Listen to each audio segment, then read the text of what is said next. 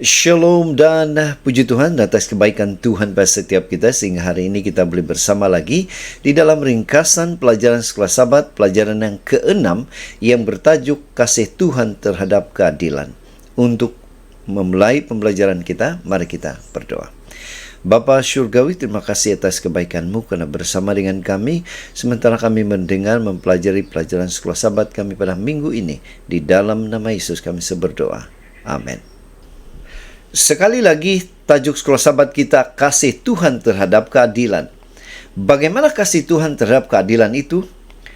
Firman Tuhan, ayat hafalan kita terdapat dalam Yeremia 9 ayat 24 mengatakan, "Tetapi siapa yang mahu bermegah, baiklah bermegah kena yang berikut, bahwa ia memahami dan mengenal aku, bahwa akulah Tuhan yang menunjukkan kasih setia, keadilan dan kebenaran di bumi. Sungguh semuanya itu kusukai, demikianlah firman Tuhan." Saudara, di screen kita adalah ayat-ayat Alkitab yang pastinya boleh membantu kita di dalam mempelajari pelajaran Sekolah Sabat kita. Pendahuluan Sekolah Sabat. Nah, adakah kasih dan keadilan itu serasi? Apakah kecacatan yang ada pada keadilan tanpa kasih? Apakah kecacatan kasih tanpa keadilan? Bagaimanakah Tuhan menggabungkan kedua-dua unsur ini? Adilkah Tuhan menghukum orang yang berdosa? Tidak adilkah dia melakukan ini? Adakah Tuhan menyesali tindakannya yang adil atau kasih? Saudara, ini adalah pertanyaan-pertanyaan yang akan kita jawab di dalam pelajaran kita pada minggu ini. Nah, saudara, kita akan membagikan kepada 5 topik seperti yang tertera di screen supaya kita lebih mudah memahami pelajaran Sekolah Sabat kita. Kita masuk di tajuk yang pertama, topik yang pertama, yaitu kasih dan keadilan. Bukankah kasih dan keadilan itu adalah satu menurut Tuhan? Mazmur 85 ayat 11 mengatakan, "Kasih dan kesetiaan akan bertemu, keadilan dan damai sejahtera akan bercium-ciuman."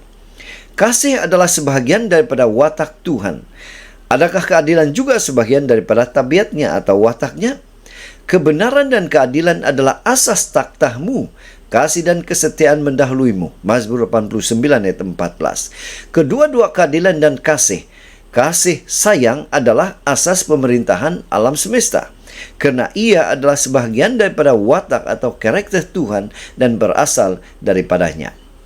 Inilah sebab mengapa sebahagian besar daripada mesej yang diberikan oleh Tuhan kepada para nabi, termasuk mengecam situasi yang tidak adil yang perlu diperbetulkan oleh orang ramai untuk bersekutu dengannya. Dia telah menunjukkan kepadamu, hai manusia, apa yang baik dan apakah yang dikehendaki Tuhan daripada kamu. Bertindak adil dan mencintai belas kasihan dan hidup dengan rendah hati di hadapan Allahmu. Mika 6 ayat 8. Di screen kita ada 2 pertanyaan yang akan kita bincang atau bahas di dalam kelas Sekolah Sabat kita. Kita masuk di tajuk yang kedua, yaitu Tuhan sepenuhnya baik dan benar. Benarkah? Bagaimana kita boleh melihat Tuhan itu sepenuhnya baik dan benar? Mazmur 145 ayat 17 mengatakan, "Tuhan itu adil dalam segala jalannya dan penuh kasih setia dalam segala perbuatannya." Tuhan tidak hanya meminta kita melakukan apa yang betul dan menunjukkan kasih sayang. Dia senantiasa dan pada setiap masa mencontohkan sifat-sifat ini. Tuhan sahaja dan sentiasa melakukan apa yang pengasih, yang betul dan adil. Alkitab mengistiharkan bahwa Tuhan bertindak adil setiap pagi. Zefanya 3:5. Tuhan tahu apa yang terbaik untuk semua orang, mahukan apa yang terbaik untuk semua orang, dan senantiasa berusaha untuk mencapainya. Walaupun mempunyai semua otoriti dan semua kuasa, walaupun tiada sesiapa yang di atas dia yang boleh menilai tindakannya, walaupun memiliki hak untuk bertindak mengikut kehendaknya, Tuhan tidak pernah melakukan sesuatu yang bertentangan dengan keadilan. Dia tidak pernah melakukan apa-apa yang salah dan juga tidak mendorong sesiapa pun untuk melakukan sesuatu yang salah. Walaupun dia senantiasa mencari keadilan, dia tidak pernah gagal untuk mengasihi.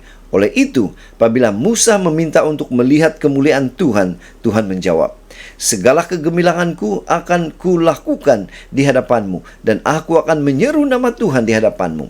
Aku akan mengasihi sesiapa yang kukasihani, dan aku akan berbelas kasihan kepada sesiapa yang kubelas kasihi.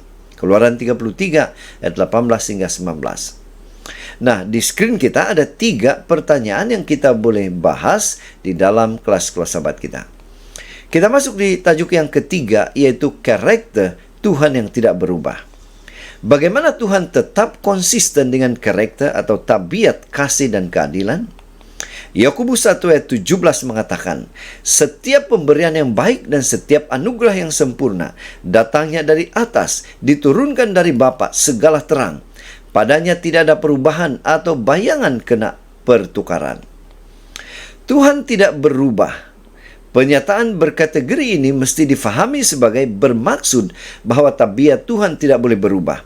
Jika Dia kasih, Dia senantiasa bertindak dalam kasih. Jika Dia adil, Dia senantiasa bertindak adil. Seperti yang dapat dilihat daripada perbualannya dengan Abraham tentang Sodom, Tuhan bersedia untuk membuat perubahan dalam tindakannya selagi ini tidak mengubah intipati kasih dan keadilannya sendiri. Kita mendapati sukar untuk memahami ketidakboleh-ubahan Tuhan karena kecenderungan kita untuk mengubah perasaan kita. Hari ini kita setia, esok kita tidak. Hari ini kita bercinta dengan bersungguh-sungguh atau mengasihi dengan sungguh-sungguh. Esok kita acuh tidak acuh. Hari ini kita berjanji untuk senantiasa bercakap benar. Esok kita berbohong tanpa segan silu. Tuhan tidak begitu. Dia sentiasa setia, sentiasa mengasihi, sentiasa benar, dan tidak pernah berubah. Di screen kita ada 3 pertanyaan untuk kita bahas di dalam kelas-kelas sahabat kita. Kita masuk di tajuk yang keempat, yaitu Tuhan yang bertaubat.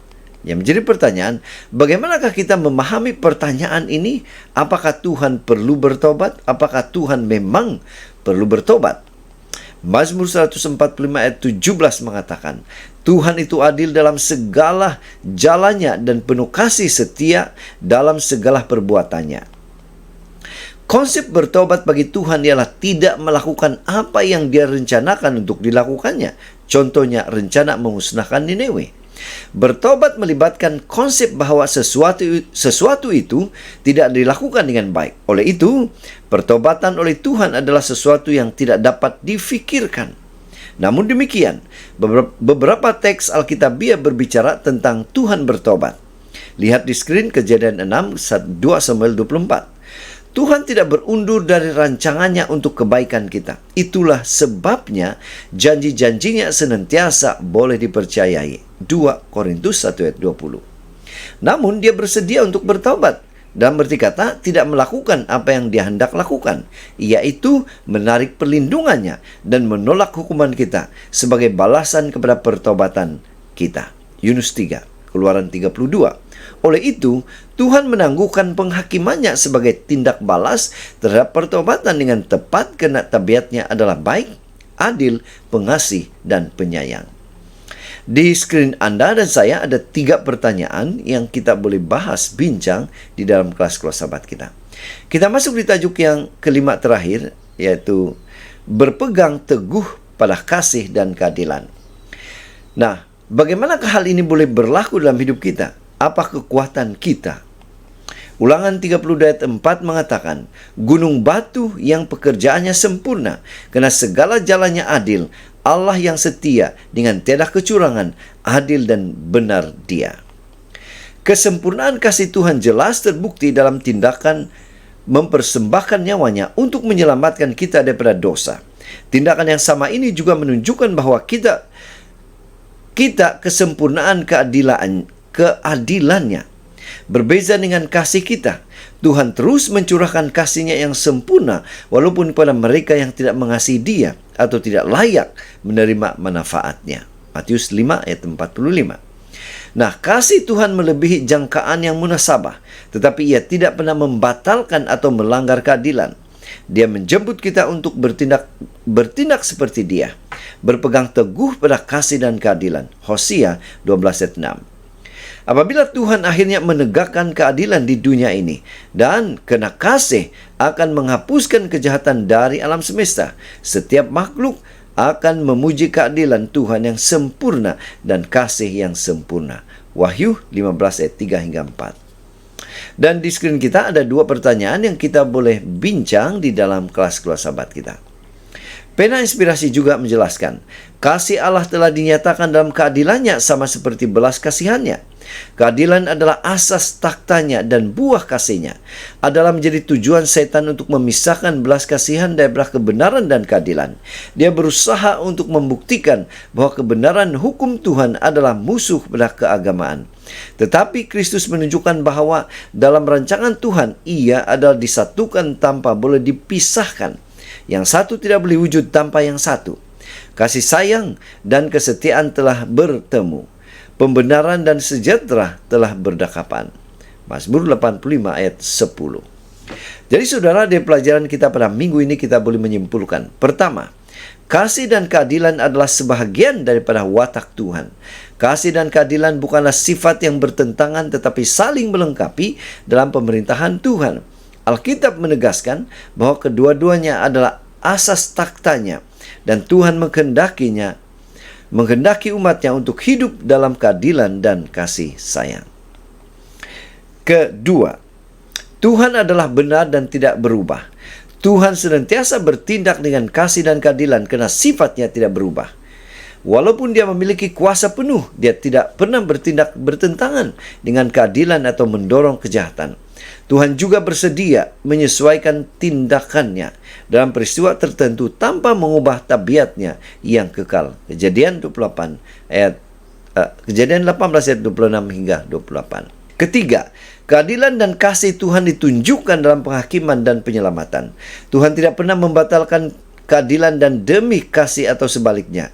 Kasihnya jelas dalam penebusan manusia melalui Kristus, sementara keadilannya akan ditegakkan dalam penghakiman akhir. Roma 3, Wahyu 15. Umat manusia dipanggil untuk meneladani Tuhan dengan berpegang teguh pada kasih dan keadilan. Hosea 12 ayat 6. Jadi saudara, sekian saja ringkasan pelajaran Sekolah Sabat kita pada minggu ini. Semoga ini boleh membantu kita di dalam mempelajari pelajaran Sekolah Sabat kita. Tuhan memberkati kita. Kita berdoa.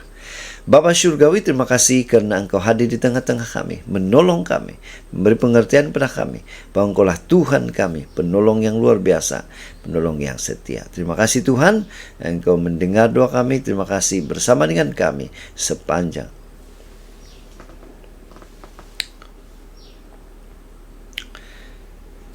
Bapa di surga, terima kasih karena bersama dengan kami sementara kami mempelajari pelajaran Sekolah Sabat kami pada minggu ini. Dalam nama Yesus kami berdoa. Amin.